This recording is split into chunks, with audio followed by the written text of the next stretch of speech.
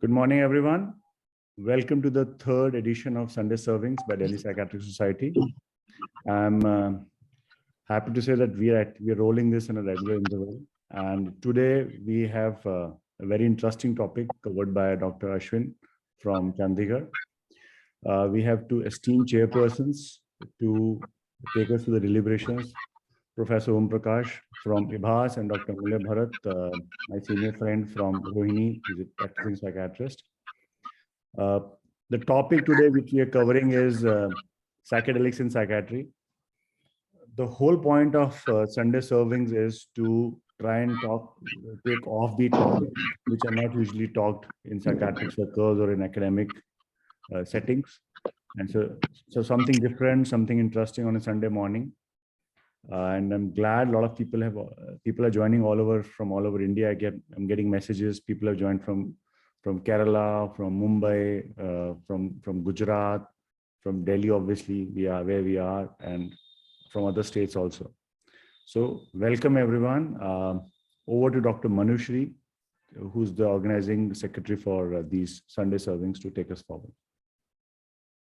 Dr. Manushri.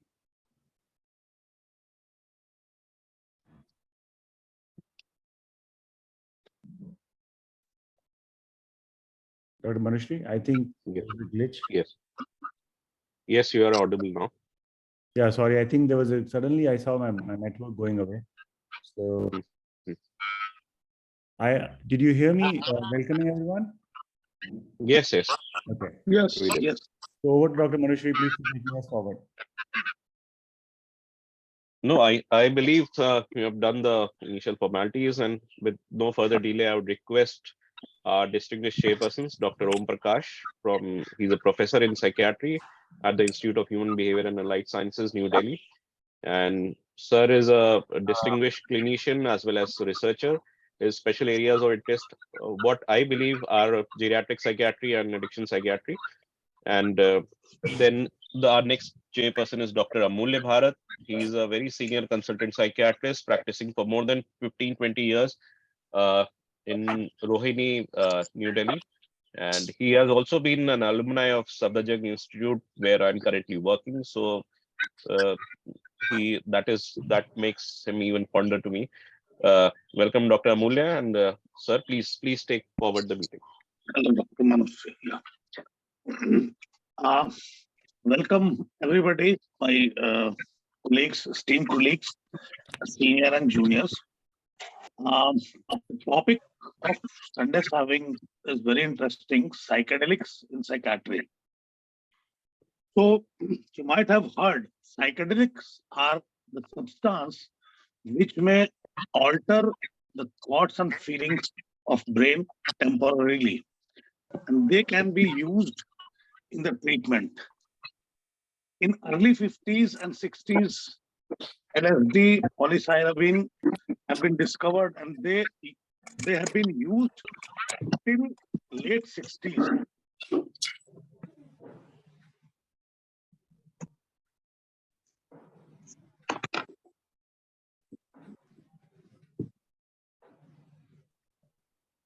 Dr. Mulya, I think, just one second. I think you're,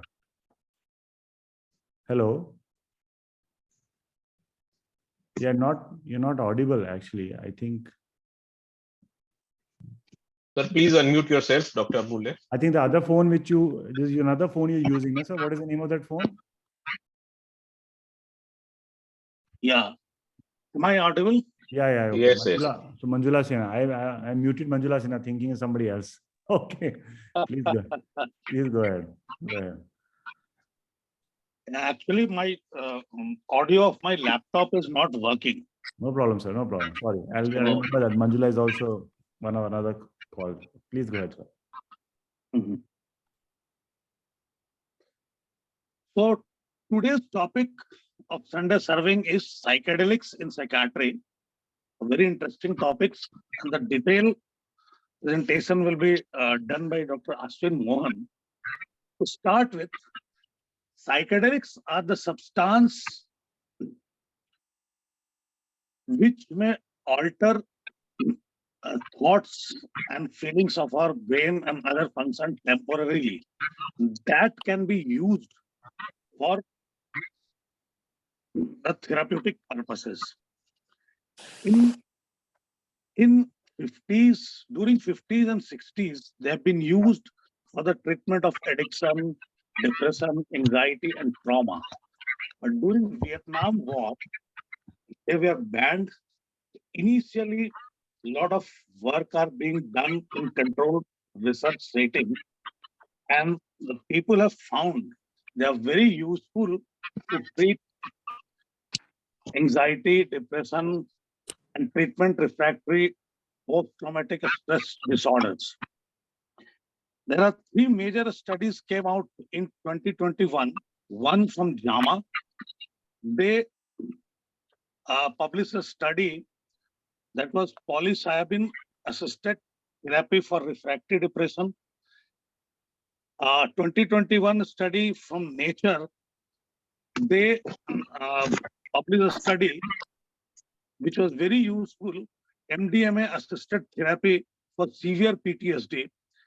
And New England Journal of Medicine also published a study found usefulness for psilocybin assisted therapy for major depressive disorder. So recently, popular culture are taken a storm by this psychedelic drugs, and a lot of work are being done. Recently, ketamine has got approval from FDA for treatment of refractory depression. So detail will be presented by Dr. Ashwin Mohan. So Dr. OP and Dr. Ashwin Mohan. Kindly proceed. Thank you. Sir, I think Chairperson Sir Dr. Mille has described the topic. I wish that after Ashwin speaks, I think we have a lot of speakers. I think a lot of important person in the audience. I think we will also want to hear about this topic from them. Ashwin Mohan, a good friend of mine from Chandigarh days. He is the brilliant psychiatrist that I know. With respect to, I think he works in Sector 22 Chandigarh, and since my SR's days I know him, and I think he's brilliant. I think he's the one person who works in advanced psychiatry. So he's the best person to judge on this topic and deliver a deliberate. I think I wish that Dr. Ashwin, can you hear me? Yes, I can. Yeah. Over to Dr. Ashwin. Thank you so much. So thank you, Vishal, and all DPS for inviting me today for this talk, and I welcome all the participants who have taken out time on this Sunday. And also with the, I think we've taken about 15 minutes. So with the permission of the chairpersons, I'd like to start my talk. Please. So I'm just sharing my screen.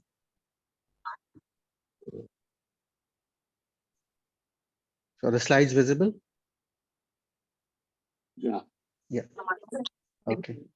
So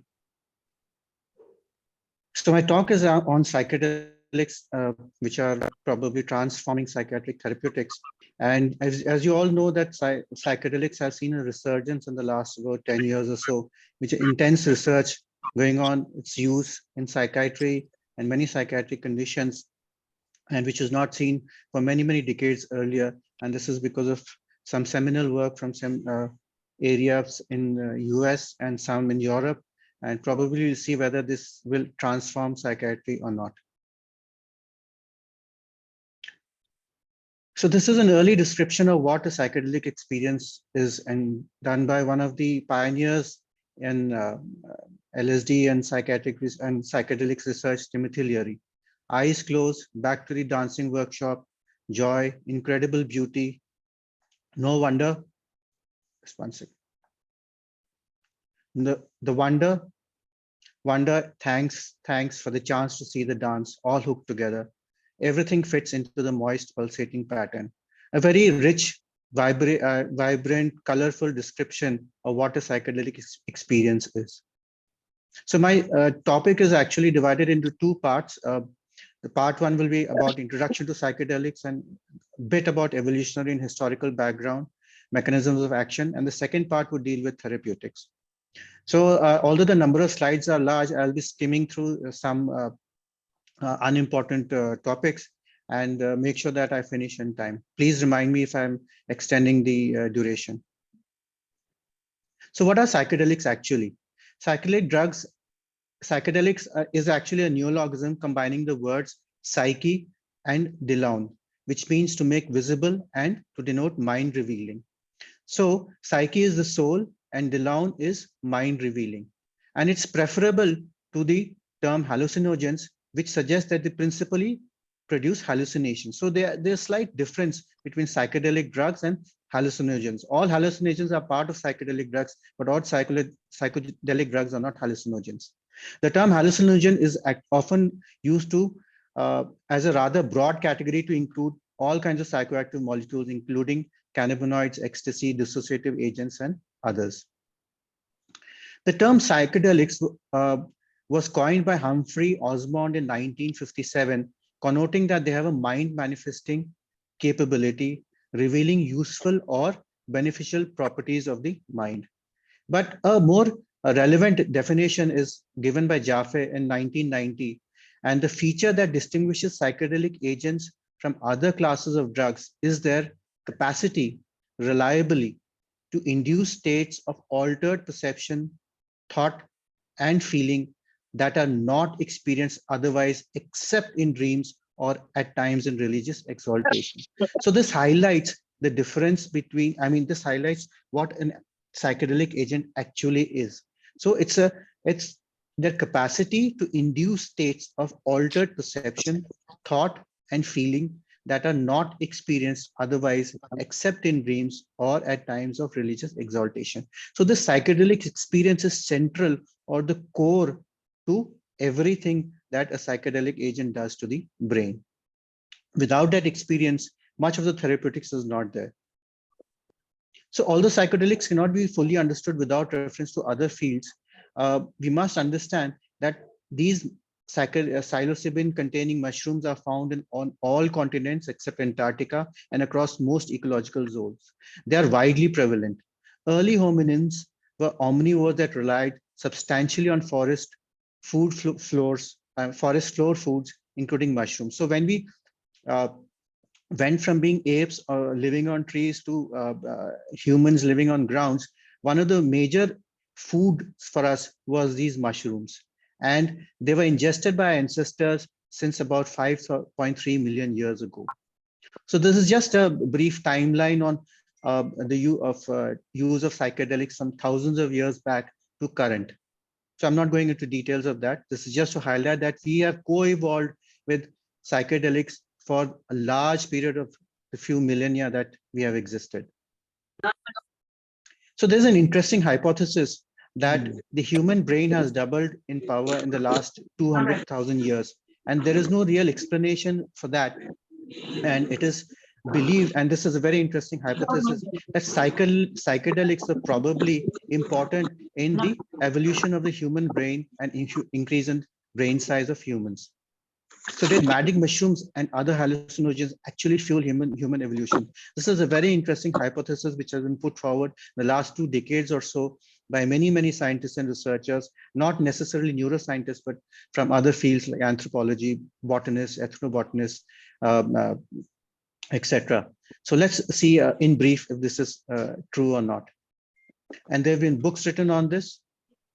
So typically psychedelics such as psilocybin and LSD modify brain processes which are central to perception, emotion, cognition, and a sense of self. Very important. Central to perception, emotion, cognition, and sense of self, and could have had direct effects on the adaptation of early humans to their environment by enhancing their ability to live in highly social, cooperative communities and help in participation in social and collaborative activities and cultural transmission of innovation, teaching, and language. So what sets humans apart from other animals? You see, we are supposed to be higher animals, and what sets us apart? It's 2 important defining characteristics, I would say. One is the cognitive niche, which denotes our cognitive abilities. And second is our deep social mind, our ability to share, our ability to collaborate, our ability to intermingle with other groups and societies and cooperate to form something which is better for society. Like we continue to do, whether it is conferences, whether it's satsangs, whether it's any other kind of social meetings that we do, and we collaborate to form something better. So this sets us apart from other animals. So it is hypothesized that the ingestion of psychedelic plants and mushrooms enhances the performance of cognition, sociality, communication, and social learning. All these 4 dimensions show improvement with the use of psychedelics and leads to better evolution. And this is one of the hypotheses which has been proposed, and one of the reasons why we have probably evolved better in the last 200 to 300,000 years as compared to before. So it's, of course, a hypothesis which is very difficult to prove, but it's a very interesting one which has been put forward. So what are classical psychedelics are actually comprised of 3 classes of chemicals, and not going into too much of detail of these, but just for our understanding, they include plant-derived indolamines such as DMT, psilocybin. The second class are phenylalkylamines, which includes DOI, bromamphetamines. And the third group is semi-synthetic ergolines like LSD. So 3 basic classes of classical psychedelics, and they induce the psychological effects primarily, and please remember this, primarily via 5-HT2A receptor activation, and they modulate neural circuits involved in mood and affective disorders. So then primary mode of action is through 5-HT2A receptor activation. Now you'll come across different terms like what is classical and what is non-classical psychedelics, what are dissociative anesthetics, what are empathogens and entactogens.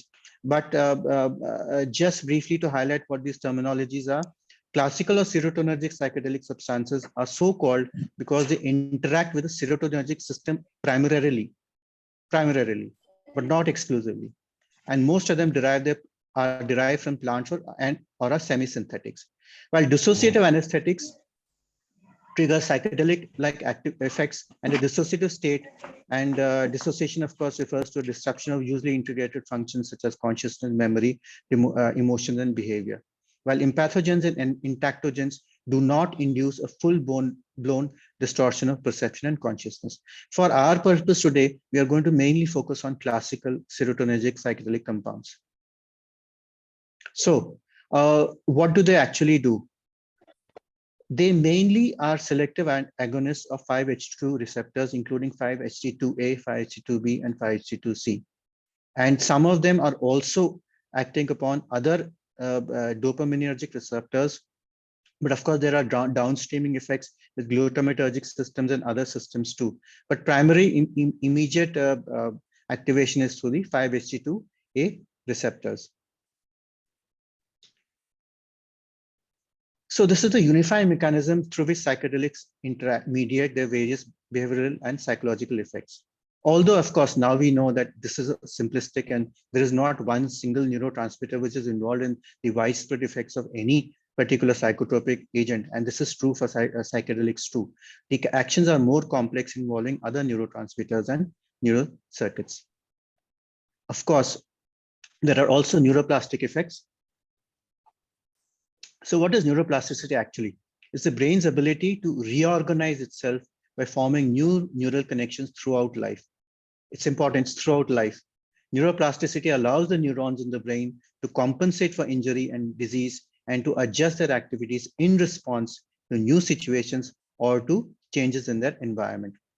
And this neuroplastic effects are underlie the persisting symptom improvements observed in psychiatric disorders. And psychedelics promote neuroplasticity via many receptors, but primarily through the AMPA receptor activation, which increases the well-known BDNF essential for neuronal remodulation associated with learning and memory functions. Psychedelics also induce structural and functional changes in the cortical neurons. And this has been shown through repeated experiments and research through the various receptors such as the 5-HT2A receptors, TRKB, and mTOR signaling pathways. There is also altered connectivity and activity, which is seen through various circuits. And this causes an increase in sensory perception, cognitive disturbances, and ego dissolution that occur in psychedelic states. So I'm not going to too much of detail of these circuits, but it is important that one of the circuits which is there is the corticostriatal thalamocortical feedback loop, CSTC loops.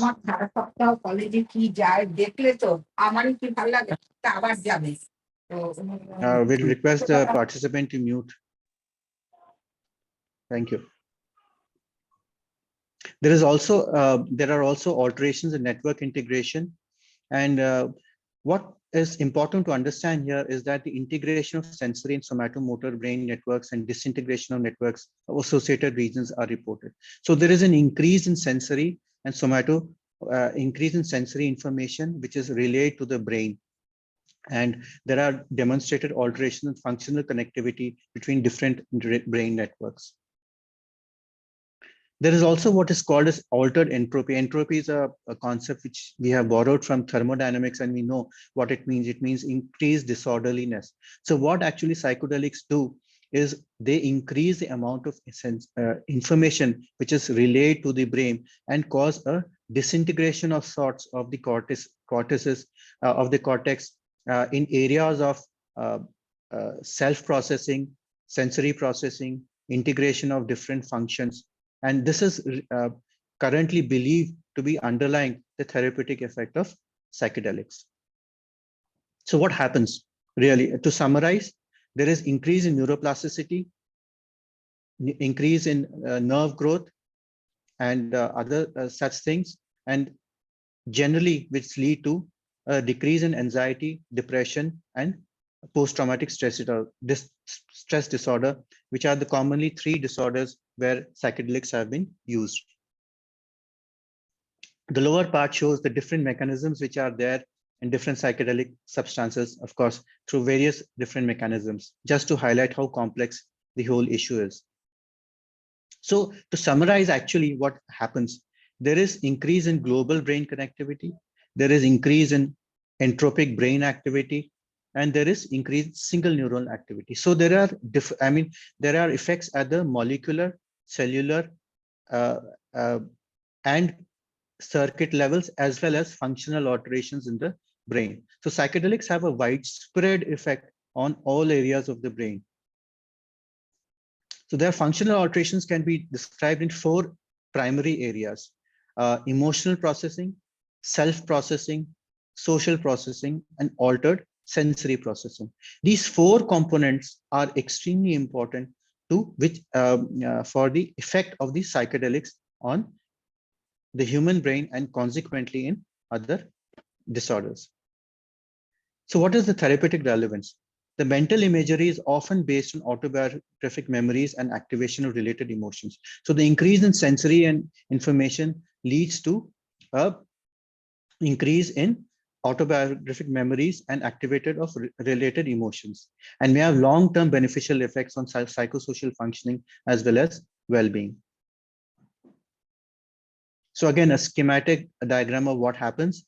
There is areas of emotional processing, self-processing, and social processing all interact together for potential therapeutic effect, that is normalization of negative bias, reduction of rumination, improvement of patient-therapist relationship, reduce social withdrawal, and reinstatement of reward processing.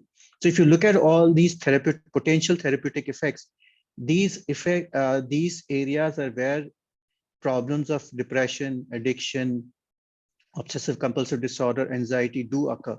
So what the potential effects are there in these disorders is for us to see.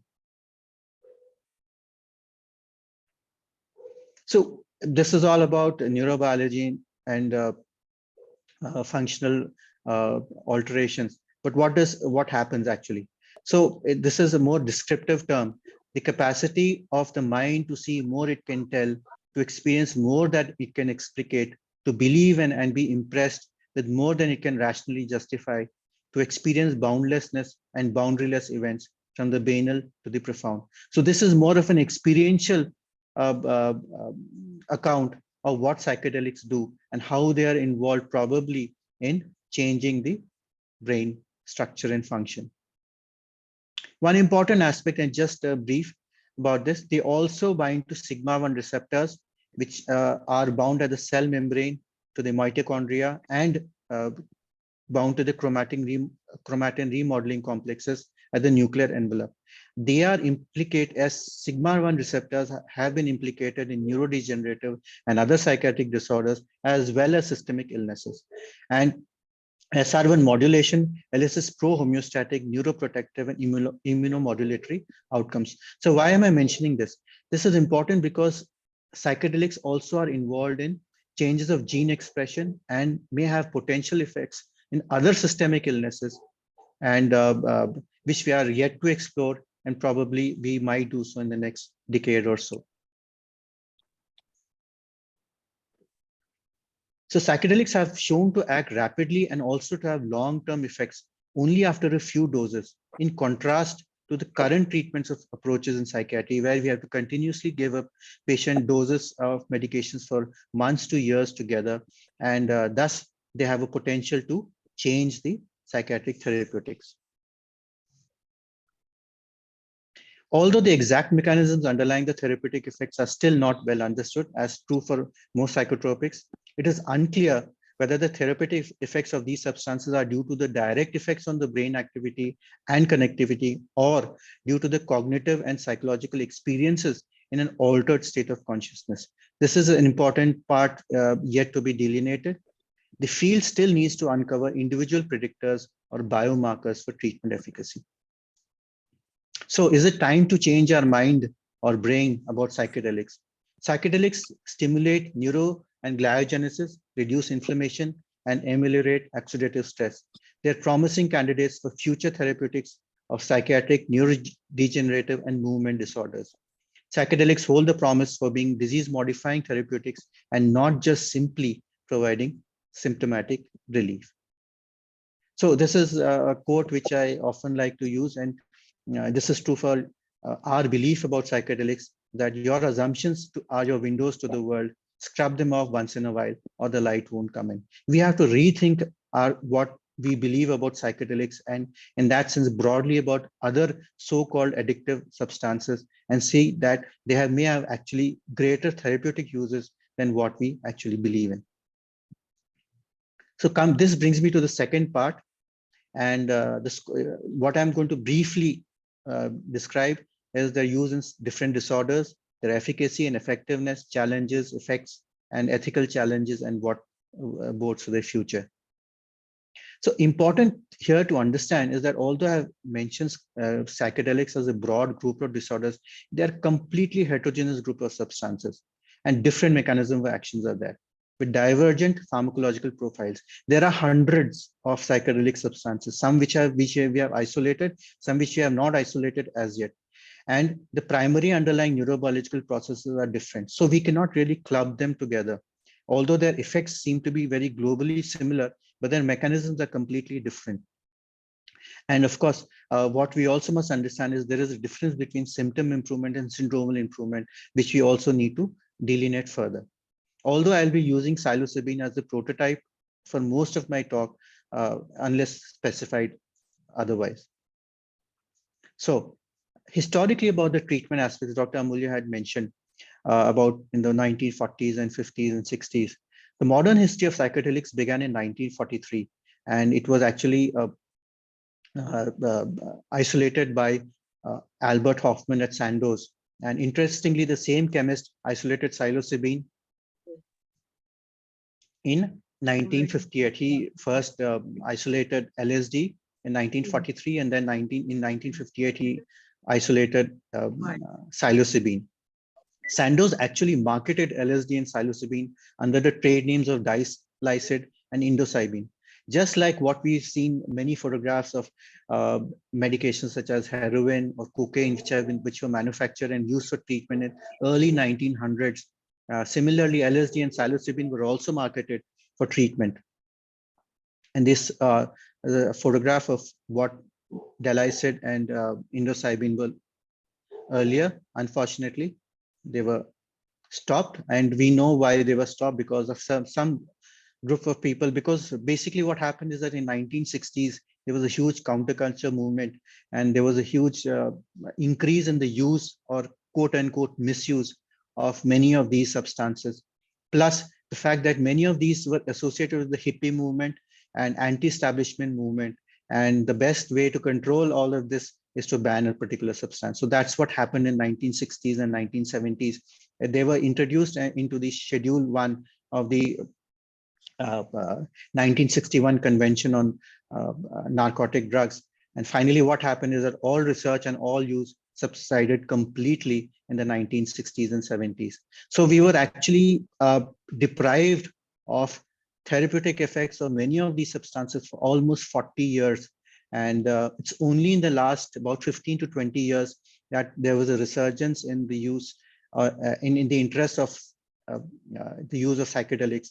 And partly because many of our traditional psychotropic drugs have become less useful. They're not showing use in many conditions. And probably this prompted one of the reasons for the resurgence.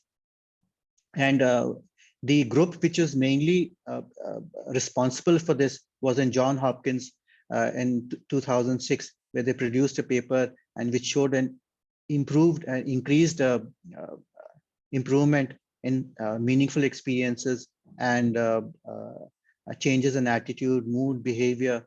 And finally, what happened in September 2020, during the COVID times, is that a dedicated Center for Psychedelic Research was finally developed and in Johns Hopkins University, and it does seminal work even till now. So first, before we go to disorders, what are the effects in healthy normals? Importantly, there is no significant association between lifetime use of classical psychedelics and rate of poor mental health outcomes.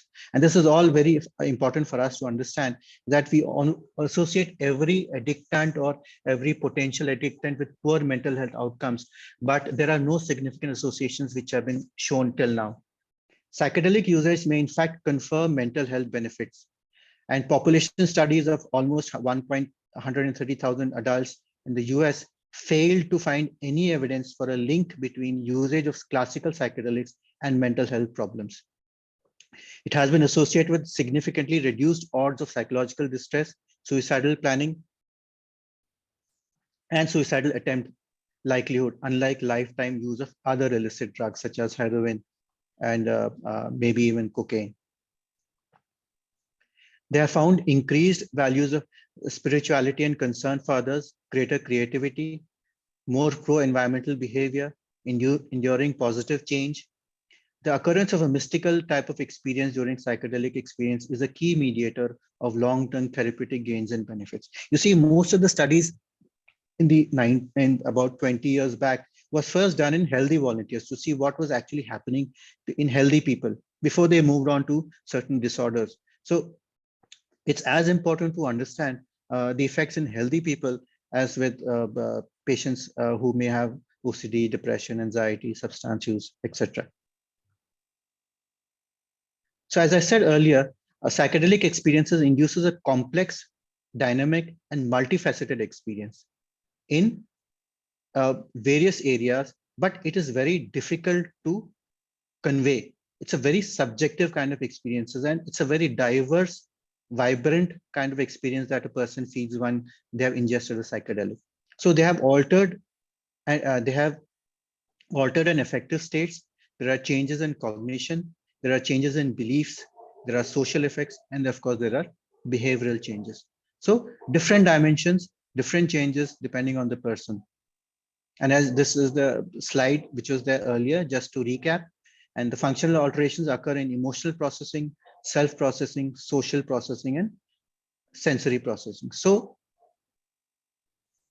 these changes in affective states, cognition, beliefs, social effects, and behavioral is mediated through changes in functional processing, self-processing, social processing, and sensory processing, leading to some therapeutic changes. So different conditions have been, psychedelics have been used in different conditions. And please understand here, all of them are not diagnosable conditions that they have been used in. All of them are not DSM or ICD constructs. Some of them are symptoms. Some of them are just conditions where there is distress. And they have been used and tried in many conditions like OCD, PTSD, anxiety, depression, cancer-related depression, TRD, suicidality, headaches, demoralization, uh, dysfunctional social cognition. So you see various different conditions depending on the researcher and his interest, areas of interest. So all of them are not diagnosable conditions. What we are, of course, interested in is particularly, say, depression, anxiety, PTSD. Psychedelics have also been used to treat autoimmune conditions, and it has been proposed that psychedelics may potentially offer an efficacious strategy for relieving and perhaps even resolving autoimmunity by targeting psychospiritual origins, maladaptive, chronic stress responses, inflammatory pathways, immune modulation, and even enteric microbiome populations, the gut-brain axis too. So you see, psychedelics don't have just use in psychiatric disorders, but much wider ramifications might be there. There is untapped potential still, and exploring use of these within the specific disease category is going on now. So generally a brief about some of these psychedelic substances. Psilocybin is generally well tolerated. There is some fatigue, headache, and lack of energy, but most of these adverse effects resolve within the first few weeks subsequent to drug administration and generally not life interfering. So they are transient and self-resolving. Importantly, there is no change in drug-seeking behavior, persisting perception disorders, prolonged psychosis, or any other long-term impairment in function with the use of psilocybin, which is what we are generally afraid of. It's been used in anxiety and depression associated with terminal cancer, TRD, OCD, and smoking cessation. Coming to LSD, LSD also does not have any serious adverse physiological effects except transient increase in systolic blood pressure, heart rate, and temperature. Some other effects include headache, exhaustion, difficulty concentrating. Again, these symptoms tended to resolve by the end of the experiment and not life impairing. And it's been used in anxiety associated with terminal cancer diseases and alcohol use disorder. MDMA too has minimal side effects and used often causes increase in cardiovascular markers, pupil size, again temporary.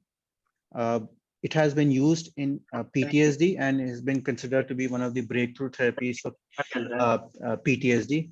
That is the MDMA assisted psychotherapy. The potential is also great for those failing other treatments, particularly in addition to psychotherapy. So why is psychotherapy always mentioned? I'll come to a little later. It has also been used in substance use disorder. Contrary to what we believe in, all these so-called addictants, such as psychedelics, many of them have been used to actually treat other substance use disorders, such as alcohol, tobacco, even cocaine, heroin, and there are more than 100 trials probably going on right now to find out the use of psychedelics in both substance use disorders and non-substance use disorders. But as I said earlier, we are comparing apples and oranges. Different studies have used different methodologies and analysis. The psychotherapeutic interventions themselves are varied in quantity and type. There are different rating scales which are used for depression and anxiety. But what is more important is that the subjective experience rating scales are also very diverse. There are many subjective experiences scales that have been used. And as you know, it's very difficult to quantify such subjective experiences, such as differences in self-perception, emotions, and all of that. So it's still at a very nascent stage right now. But there are some well-validated questionnaires which help us to understand the subjective experience. But what are the challenges? The challenges are that there are multiple confounders and biases and difficulty in blinding. I mean, it is so obvious that when a person ingests a psychedelic substance, he gets an experience. So it's very difficult to blind the study. The lack of data on acute and chronic dose responses. Patient biases and expectancy. are also there.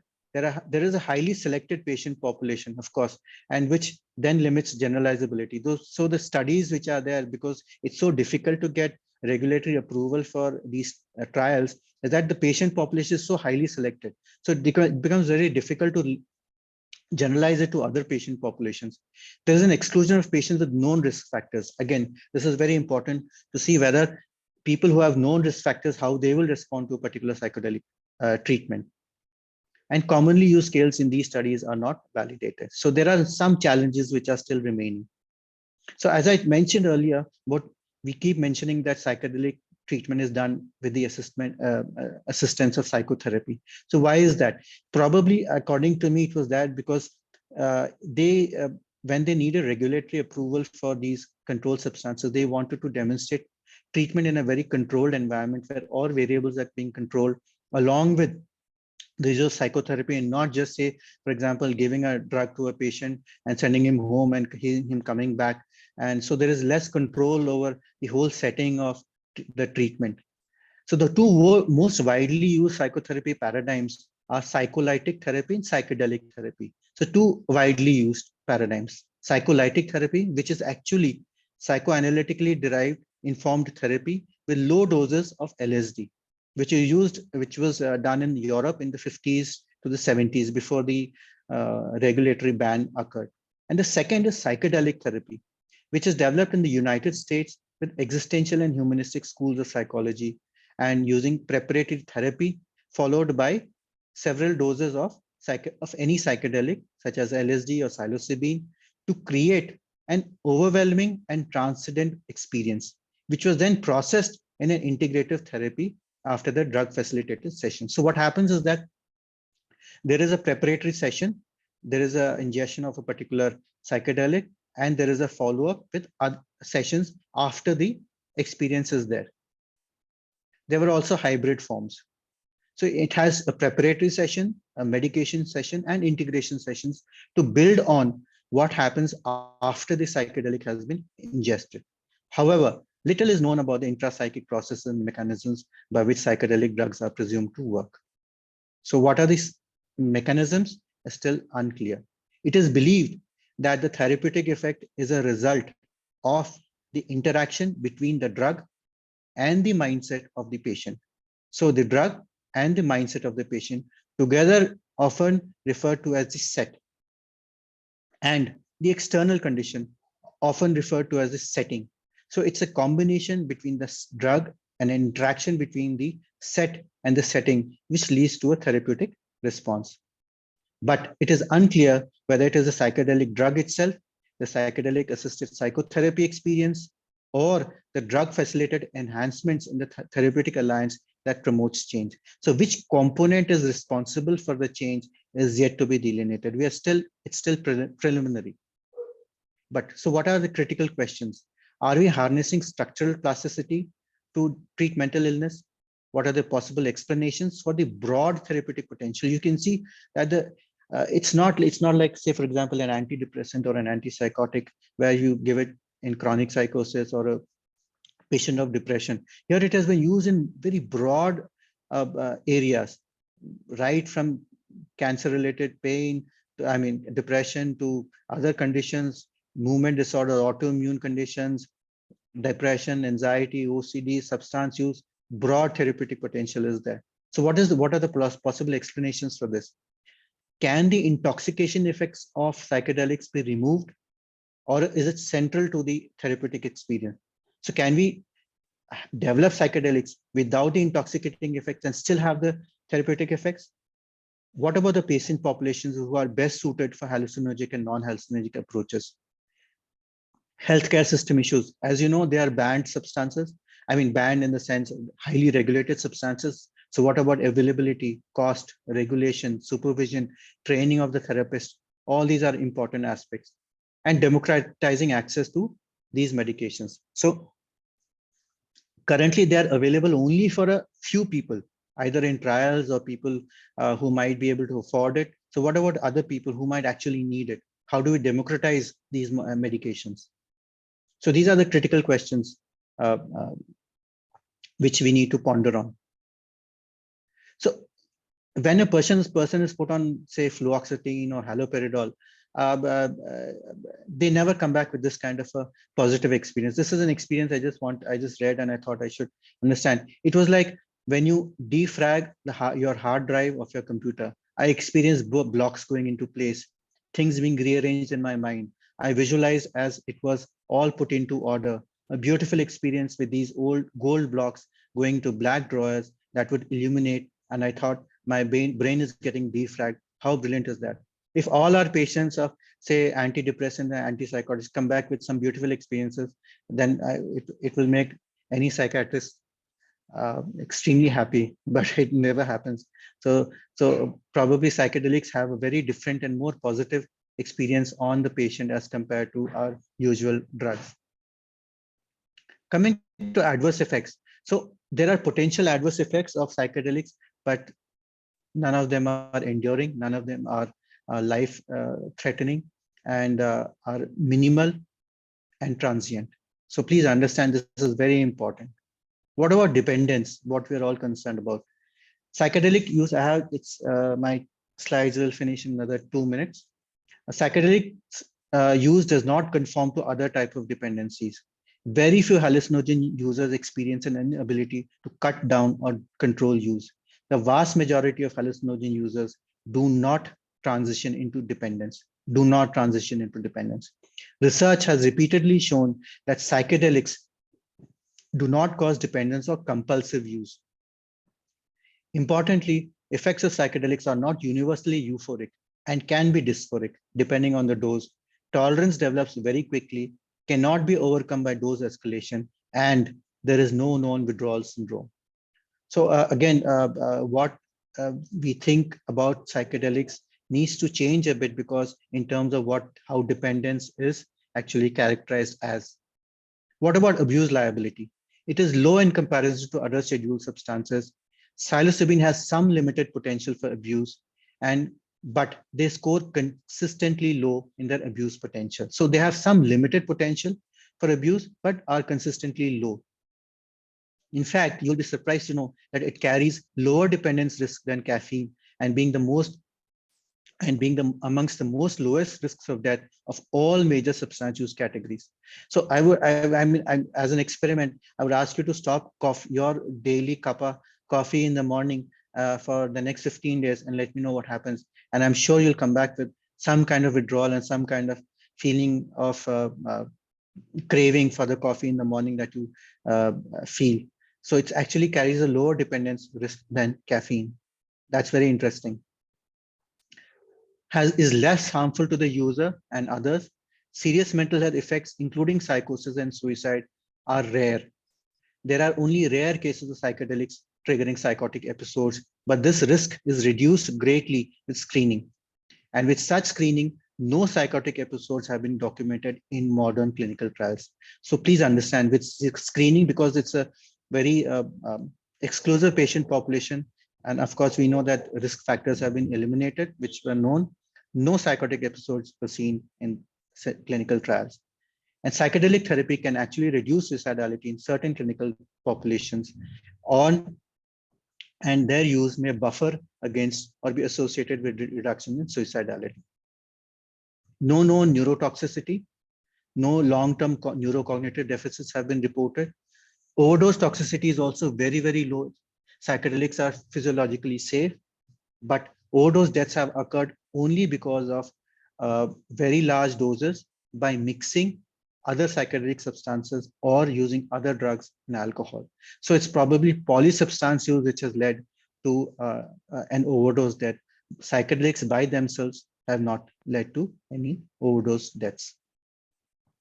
So what are the guiding ethical questions? See, psychedelics induce a profound change in your brain. So there is a potential change in personal identity, a compromised sense of self, which is there, a potential loss of human autonomy, a sense of loss of control during the experience, concerns regarding informed consent before, during, and after, safety concerns, issues related to decriminalization, because what about a person who uses it on his own and is found in possession of a psychedelic? implications for increased recreational use. This is, of course, there. Suppose we legalize it or make it more widely available. So the recreational use will increase. This is something which we are all concerned about. What about distributive justice and fairness issues? Whether we can, of course, which I mentioned earlier, can we democratize it? So, promising early support for therapeutic effects. So these are my take-home messages. Promising early support for therapeutic effects of psychedelic compounds as adjunct to psychotherapy for mood disorders and addictions. There are apparent long-lasting effects for weeks to months, even after single interventions. This is completely different to what our current therapeutics offer.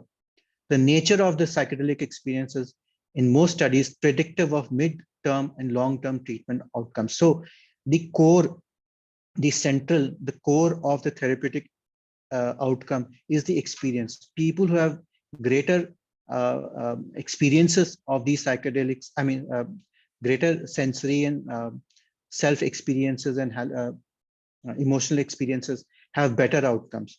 So that experience is very central to the therapeutic outcome. Despite the promising efficacy and safety results, evidence for psychedelic therapy is yet to be considered, can be considered only preliminary at this stage. It's been only about 15 to 20 years. Additional evidence from ongoing and future large-scale control studies using placebo or comparator conditions and or multiple doses will allow for firmer conclusions about efficacy and safety. So these are the pioneers who have worked in psychedelic research, and this last slide is a tribute to them.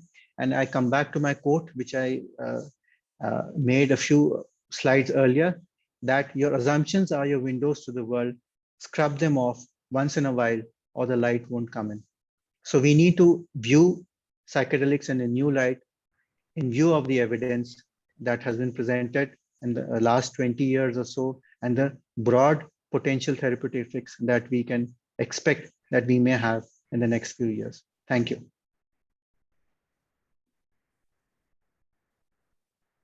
Thank you, Dr. Ashwin.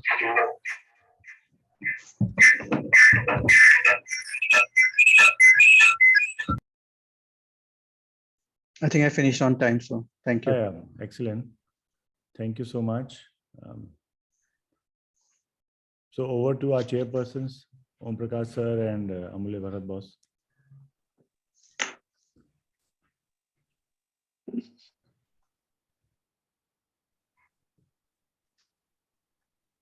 Dr. Amulya or Dr. Om Prakash, please. Very nice and elaborated presentation, Dr. Ashwin. Thank you so much. You described almost everything, and it will be new learning for many people, mostly old people, because the earlier teachings, there were no teachings about the psychedelics in earlier days.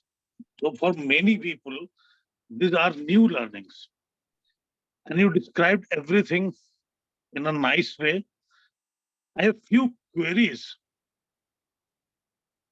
Does it need to continue classical antidepressants or anxiolytics even after use of psychedelics? Okay, currently all the trials that have occurred are basically done only with the use of psychedelics. There are no combination trials as such. So we don't know whether we need to use antidepressants together as adjuncts or continue it. Still very, very preliminary. Right now, the focus has been only on finding out whether they're useful in certain disorders and in the context of using it along with psychotherapy. Even there are no trials really where psychedelics have been used on their own without the use of psychotherapy. I think one of the problems, of course, is the regulatory approvals and ethical approvals to get for using these medications. They're still very, very strictly controlled, and even very few training centers are there. Plus, I think very few centers have got approval and licenses to use these medications. So at a very preliminary stage, but this is something one needs to explore later. Dr. Om Prakash. I think Hello.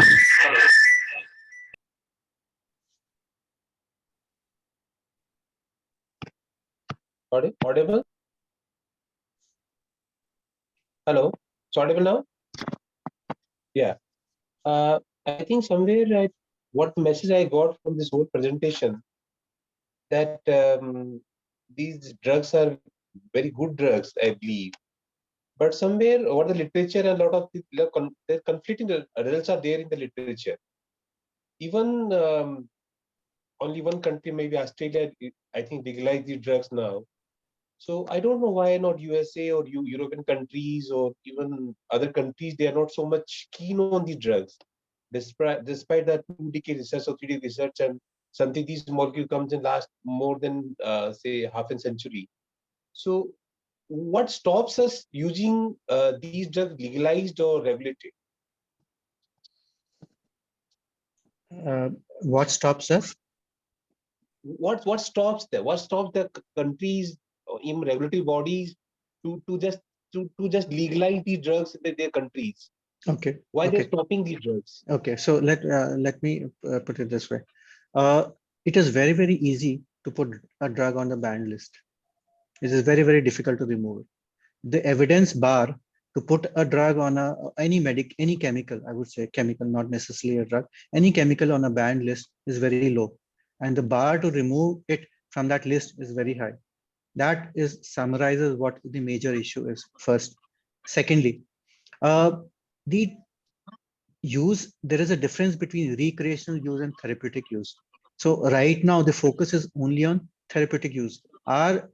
If you look at the history of cannabis, which is there now, it's been legalized for recreational use and personal consumption in many countries now, more than 10-15. So it took a long while before we understood that cannabis itself can be less harmful and it can have some therapeutic effects too. So the journey of psychedelics is following the journey of cannabis in a sense probably, and we are probably 10 to 15 years a little earlier than what cannabis is now. So we'll probably see some changes later on in these conditions. You see what happened in the 1960s and 70s, apart from that counterculture and anti-establishment movement, that most of these substances which were banned were plant-based substances which are used in third world countries, so-called third world countries. Ayahuasca, psilocybin mushrooms used in South America, Africa.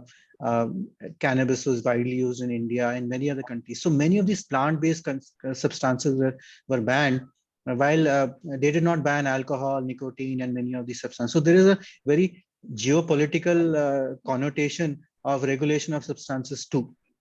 Having said that, you see, many of these substances have now been permitted for use in certain types of treatment. Australia has recently done it.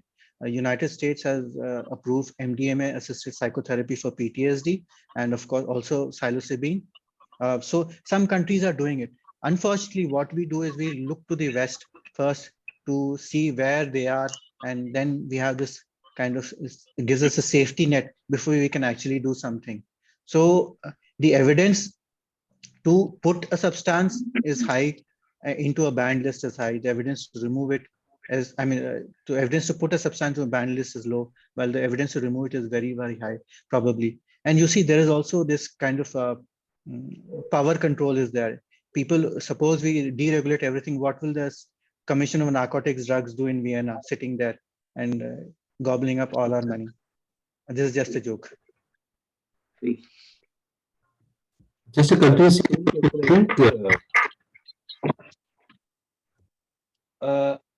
I think somewhere what I believe that even these substances get to be regulated, but currently we are handling patients with LSD, say use, abuse, and they have people coming to us. And what should be our approach after that? All that is legalized, like in cannabis, and people are now saying, "Oh, this is not you. Why to treat cannabis dependence or abuse cannabis?" So, what about LSD? When already we're getting patient LSD and MDMA. So, how to go that way? What should our approach to treating these patients? So If they could be abuse yeah. potential or maybe polysubstance. So how to do, what Correct. should our approach to treat these patients? So what I will say is that people who come to the clinic, a certain population comes. There are probably a certain population who are more vulnerable to the effects of LSD or such things like that, and therefore they may come with psychosis, or they probably have polysubstance use. Also, too important to understand is that when they have LSD, it's also not possible to say whether they're actually having it with other substances, and what is the purity of that particular LSD. Is it mixed with something else? Is it of some different kind of thing? So these are questions which still come. So there will be a small proportion of people who will always have some kind of effects of these substances. So for them, probably it's not going to be of any use to continue. We'll probably try and treat them. The point is, of course, is that understand that the population coming to you is probably one of 100 or one something like that, of the number of people who are actually using it, who have had no effects or side effects. So it's like cannabis. Some people come with cannabis-induced psychosis, but the use of cannabis itself is so widespread that most of them don't have any effect. So they don't never come to you. They are the population we never tap. So we just don't treat them because they don't have any kind of effects. And most of them, I must importantly say, most of them are transient users. We come across very few people actually, and I've been working in this field and now 25 years, very few people who take cannabis every day on higher doses. Most people take it on a weekend. Most people take it after a few days. And that's what happens. Even I've talked to my own patients and people who bring them along, and most of them use it only occasionally. So they are temporary users. It's not that they're continuous users. And many of them don't have these kind of effects. So the population that we see is in our clinics is a little skewed and a little biased. But yes, a vulnerable person will have an effect, but it's difficult to identify who's vulnerable and who's not.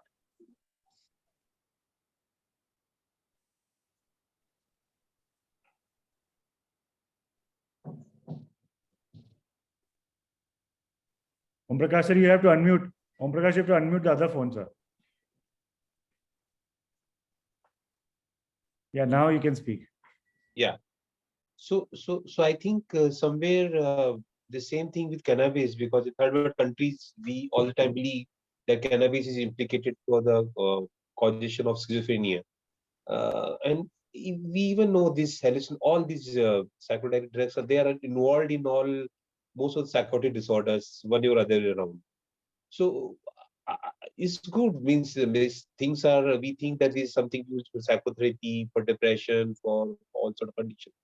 But my main worry is that somewhere I believe that maybe they implicated in some other psychotic disorders that we still not much literature about that.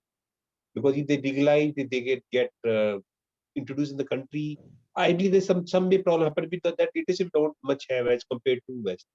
But when I all the time believe that a lot of things happen in at Netflix and all series, they used to promote those molecules, the psychedelic drugs, and all series. They are all Netflix series. We see that all these even all movies, Indian movies, they're promoting.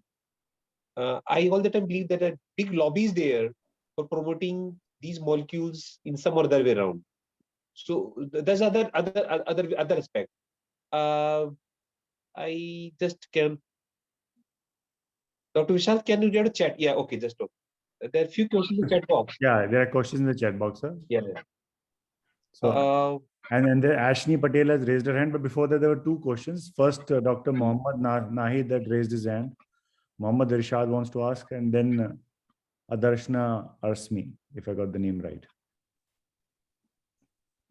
Should I read it for you? Should I read it for you? Yeah, please. So, Adarshna's question is, thank you, sir. Few queries. One, what profile of patients need to be screened out and not included? And second, is the outcome long-lasting, sustained? Are studies present around that? Would we need antidepressants for maintenance? And third is, in your opinion, when would investigatory trials with psychedelics start in India? These are three questions by Dr. Adarshna. So third question first. I don't know. I hope soon, but no. Looking at the current state of affairs, it won't happen soon. Yeah. Question number one. What profile of patients need to be screened out? Yeah. So patients, generally what happens is that many of these trials include patients with certain personality traits such as openness, increased ability to less on neuroticism scale, and these are all psychological constructs, but that's what they use. I mean, that's what happens. So they use these greater mindfulness, ability to be open to suggestions.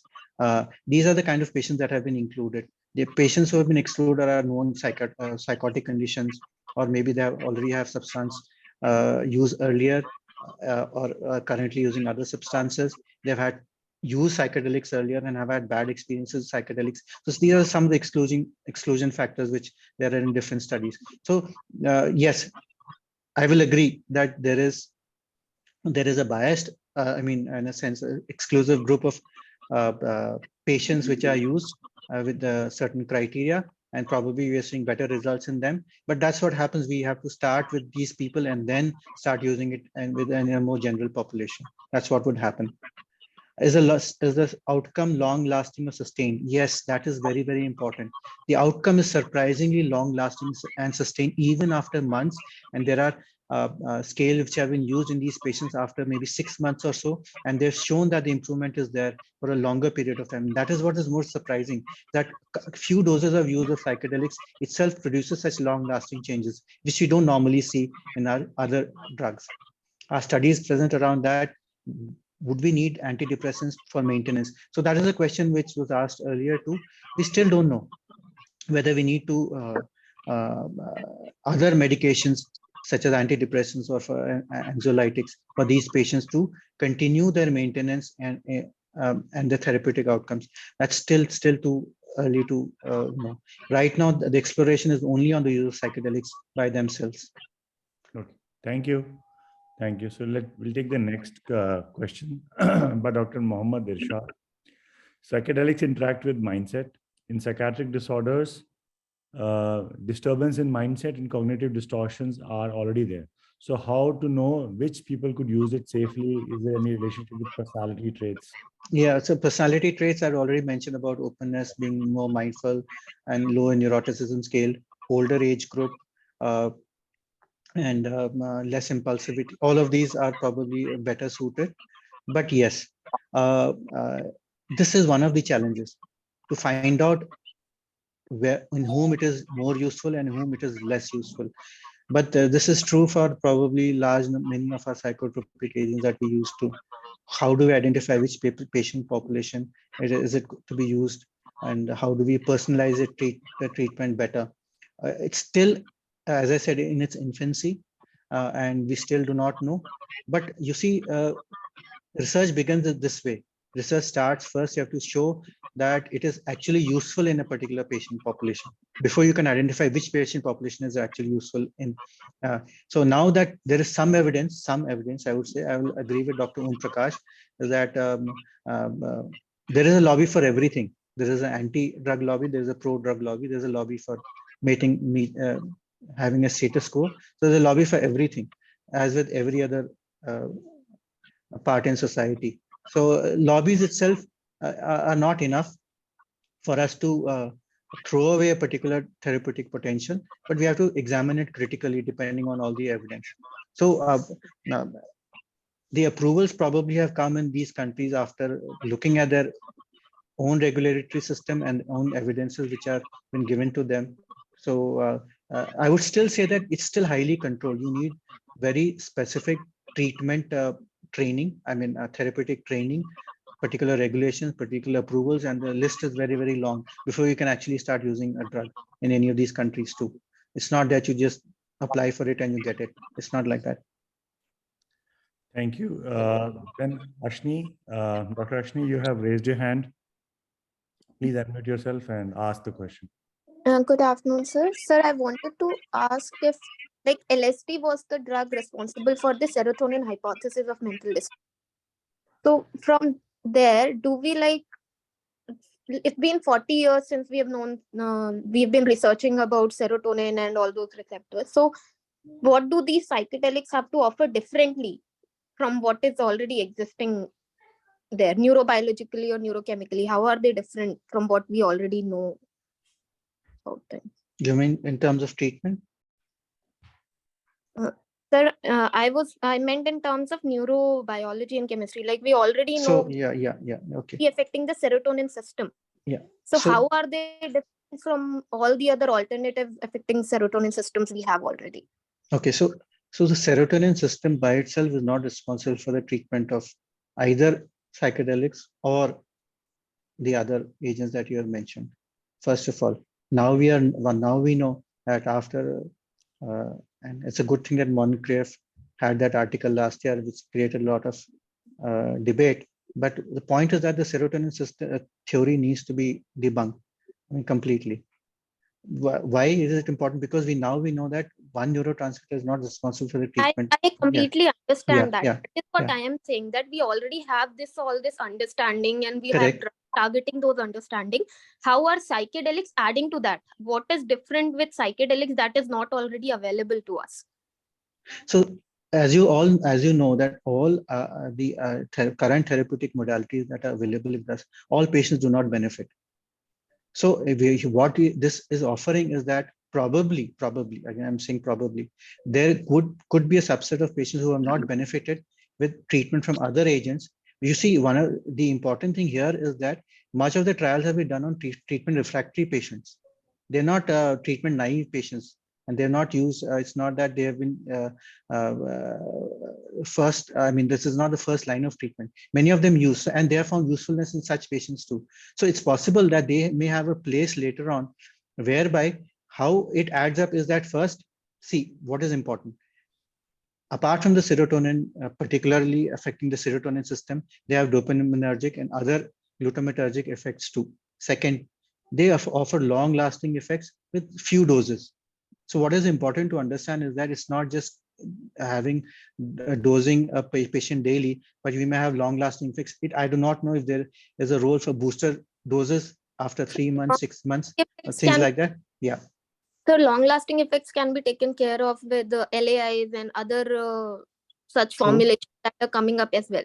And so what do they offer above and beyond what we already have is what my point, because there is a lot of, when you were talking about dependence, so I understand there's no physical dependence, but what about psychological dependence? Yeah, even that part is not seen.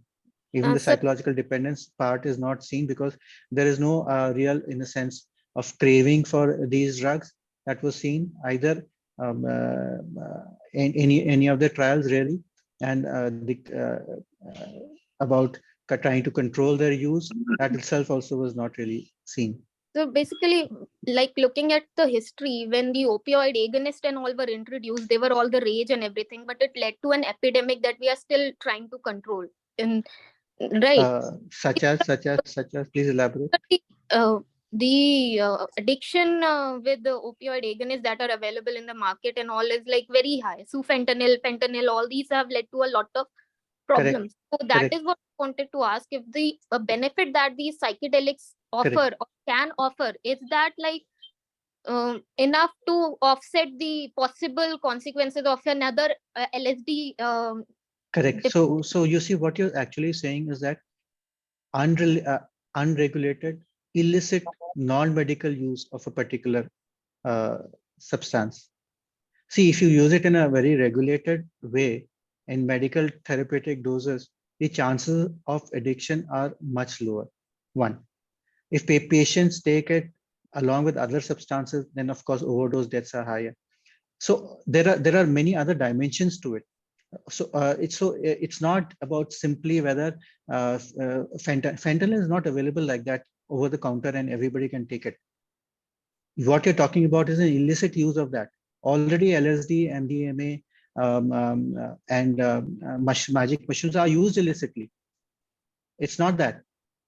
So what you're actually saying is that, well, will they lead to an epidemic or not? We still don't know whether they will lead to an epidemic or not. But the chances of, say, for example, a chance of a person dying from overdose using fentanyl versus a person using LSD and dying, there's a major difference in that.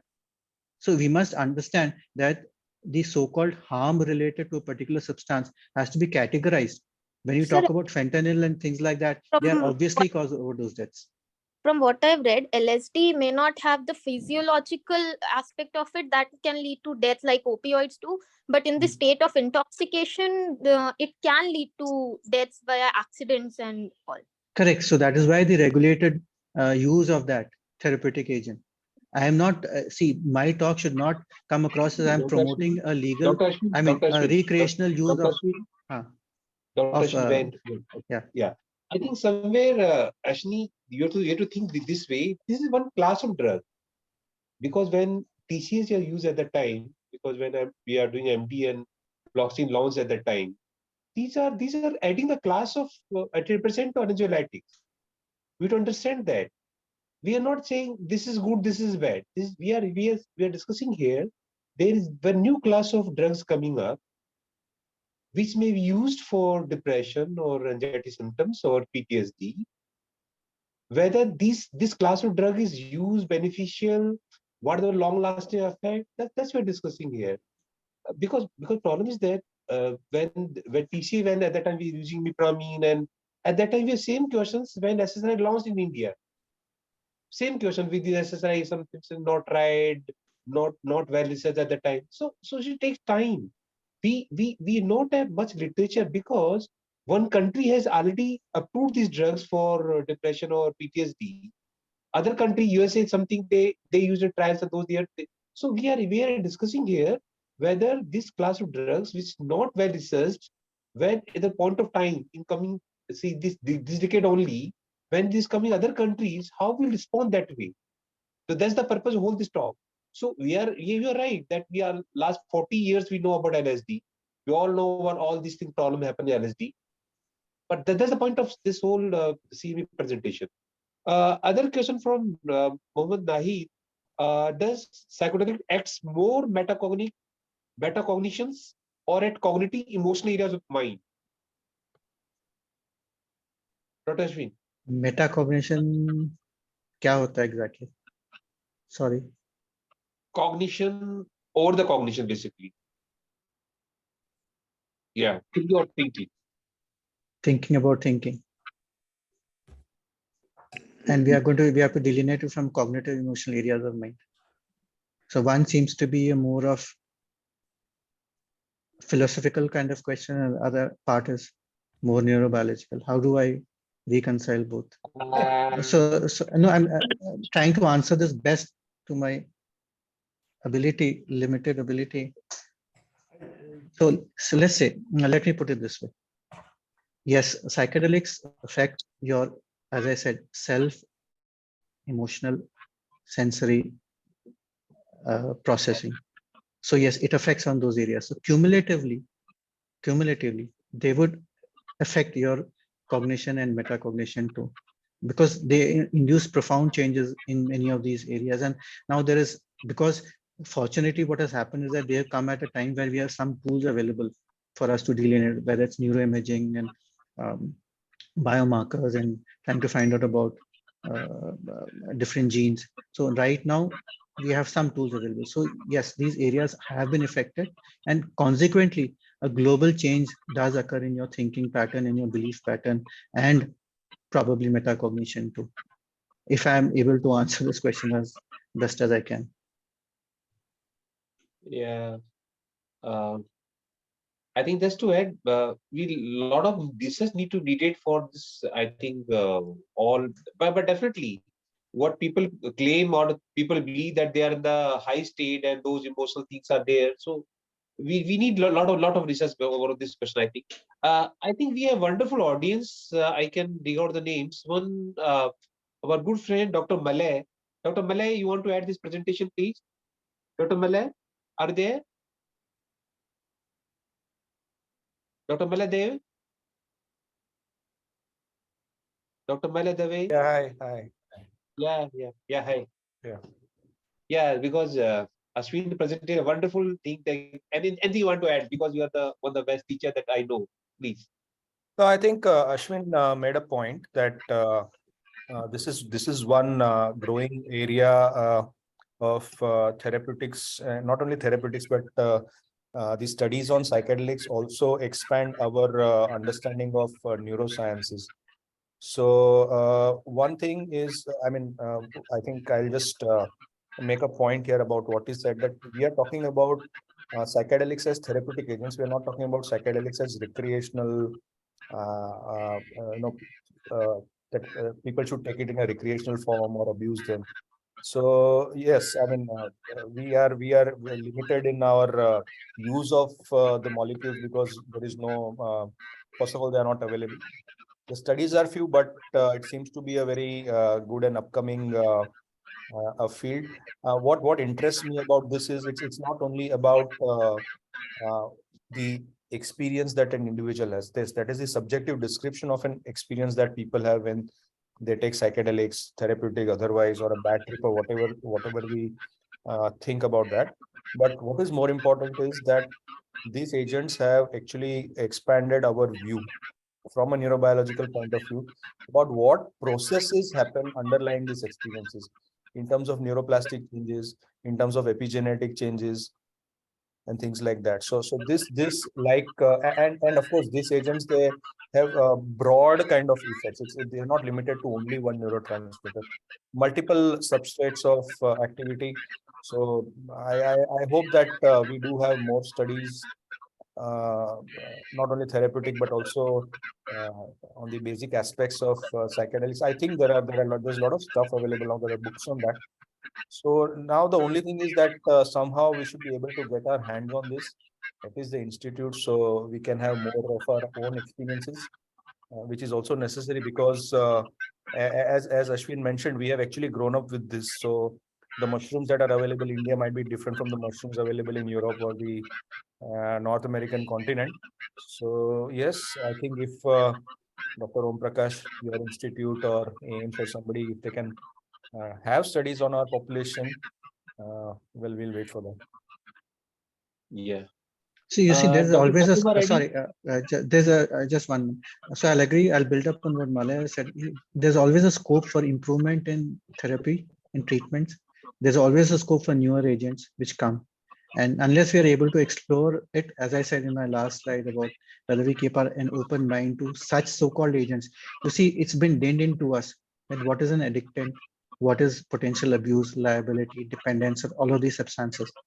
But have you really explored all of these in so many substances? We have not. Did you have the opportunity to do so? No.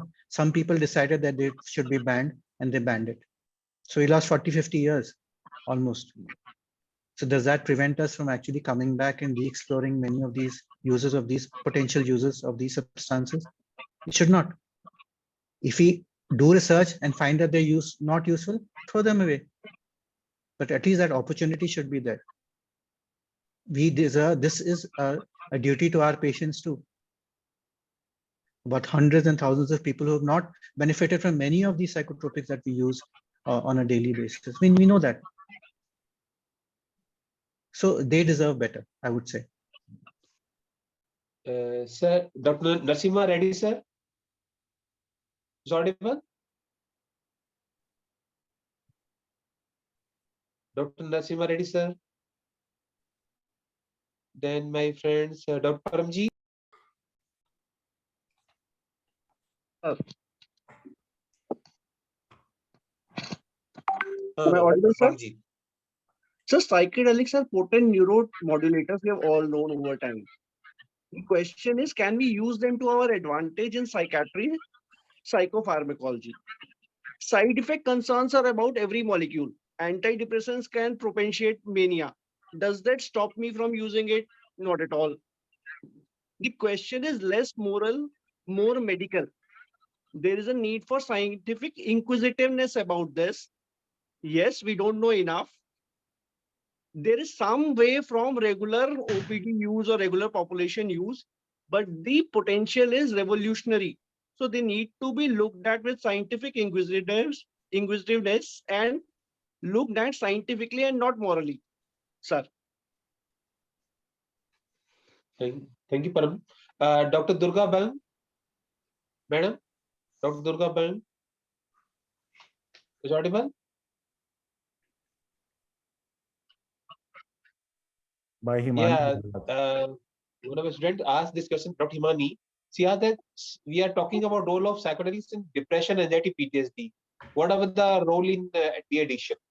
Dr. Ashwin. Yeah, so I mentioned that there's one slide and I didn't elaborate. That's one of the more fascinating aspects is that these so-called addictive substances have actually been used in de-addiction. In fact, in the 1950s and 60s, one of the major therapeutic uses of psychedelics was an alcohol use disorder. So, and it showed actually better results in treatment of alcohol use disorder than those methods which are present traditionally at that point of time. In fact, right now, as I said, there are many studies where psychedelics are being explored for alcohol, nicotine, cocaine, and heroin use. And the most promising areas for use is for alcohol use disorder. And they've shown benefit as compared to what we traditionally use. And that if that really happens, it can be revolutionary because we know how widespread alcohol dependence and nicotine dependence is as compared to, say, opioid dependence. So if that really happens, it will be revolutionary because we can help so many of our patients, and we know what are the rates of relapse and what are the rates of morbidity and mortality is related to substance use disorders. So yes, to use, this is what happened actually, when opioid agonists came, methadone and buprenorphine came, the same questions were asked. And they the opioids, and how do we treat them? And now they're well established after 20 years. And there is no scientific doubt or lack of credibility. They may be ideologies which clash, but the scientific evidence is robust about the use of these medications. If you look at it only scientifically. Right. But there can be other ideologies, and that happens. That's true for all substance use disorders. There are people who believe trauma is related to the cause of all drug use disorders, or there's a 12-step program. As Dr. Om Prakash has said, there are all of these lobbies, which will always be there. Right. But we have to look at science. I have a question related to what you were talking. It's more philosophical. Which that person was asking about. Ishad was asking about the brain. So the experience. So if you look at all psychedelics, the experience you learn from people on the net, you see on YouTube videos and all that. Everybody says the feeling of oneness with the surroundings. Like, you lose the kind of barrier between you and the environment around you. And that's why people have this euphoric effect, exuberance, by feeling of oneness. So what is the biological basis for that? One, Dr. Ashwin. Second, like how ketamine also works magically. Ketamine dissociates yourself. I'm not sure if ketamine people also have this feeling of oneness. Because that kind of experience, I think, when you say people become changed, that people change after that experience, like after psychedelics. So what is the neurobiological basis for that? Do we understand that? Also, this is also you see in high spiritual experiences also like that, feeling of oneness with the universe. Yeah. Lack of boundary with everyone. So everybody is love is everywhere. Everyone is nice and everything. Correct. Those kind of things. Especially with ayahuasca, you hear this experience a lot. So do we, as scientists, do we understand the neurobiological basis for it, or is something we can only understand philosophically or spiritually? Okay. So yes, there are three models which have been proposed to explain the effects of psychedelics, specifically in relation to what you have mentioned.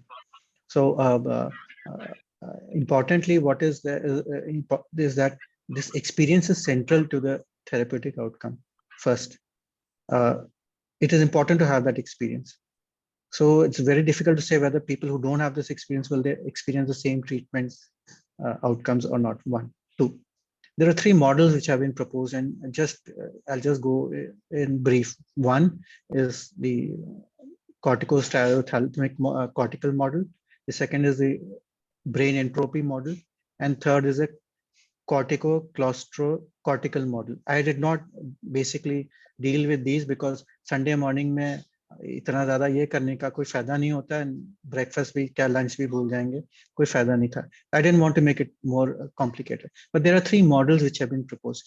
Basically, what they mean is, what they say is that there is an increase in the somatosensory relay to the brain. which leads to disintegration of cortical areas where these particular processes occur, and thus leads to a global reduction in, that reduction in boundaries and leading to so-called oneness and ego dissolution, as what it is mentioned. So many of these constructs are actually psychological or psychodynamic in a sense, because they cannot be defined neurobiologically. But the experience itself is such that these models are there to explain some of these changes and some of these functional changes which are there. But yes, three models are there: CSTC, brain entropy, and CCC. These are the three models which are there to explain some of these changes. What actually occurs in different brain areas is being explored. But you see, with such global experiences, it's very difficult to delineate a single area which is probably responsible for much of these experiential changes. Thank you so much. Om Prakash sir, should we wind up? If there are no more questions, I think you need to unmute. I think I had I'll ask you to unmute. Yes, sir, you're unmute. Okay, Dr. Biju Sunny, Dr. Biju Sunny, are you on the line? Okay, I think wonderful presentation, Dr. Ashwin, and wonderful audience, and all the questions and responses. Dr. Mulle, you want to close the remarks? Yeah, we may close the session. It has widened our knowledge. And what we learned, that controlled and sensible use of psychedelics can reboot our brain.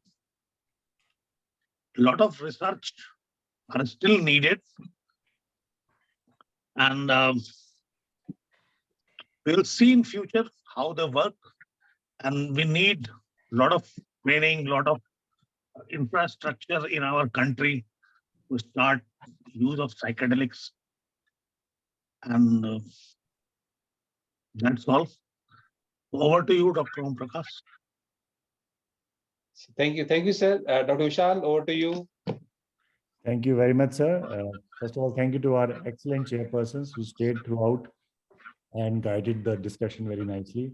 Thank you, Dr. Mulle, for your excellent inputs. And Om Prakash, sir, very nice. I really enjoyed this. Thank you, Ashwin, for taking out your valuable time and agreeing with this. We agreed this, I think, long time back, and yes, for keeping that word. I enjoyed it. The moment I heard the topic, I said this is an important topic to talk about, because personally speaking, I had biased against psychedelics because I've been brought up with that diet. They're bad, they're harmful, they're addictive. But I think you have busted a lot of myths today, and I'm very happy. I'm glad I organized this, and it helped me rethink the way I was thinking about psychedelics. So this is very, very interesting, very informative. I'm sure all the people who joined us also today enjoyed this very much. And I've already got yes from Dr. Male Dave. So next month we'll get Dr. Male Dave from some interesting topic. I'll discuss with him. And I hope Ashwini join us again as part of the audience. Yes. Thank you so much, Vishal and DPS, for organizing this and giving me this opportunity. Really, it's my privilege to present this topic. My main thing was to start a debate. To set people thinking, not more than that. They can decide whether they like it or dislike it, but it's important to think about it before junking anything. Yeah, I think what both Dr. Om Prakash and Dr. Amulya has said, very nicely summarized. We should not, first of all, now we're not looking at this as recreational drugs. We're looking at this as another part in the armamentarium. We should not totally get biased and junk it. And the evidence itself, as of today, is very encouraging. So we should look forward to it, and we should try and lobby it, especially people like Om Prakash who has the right positions in government can lobby this.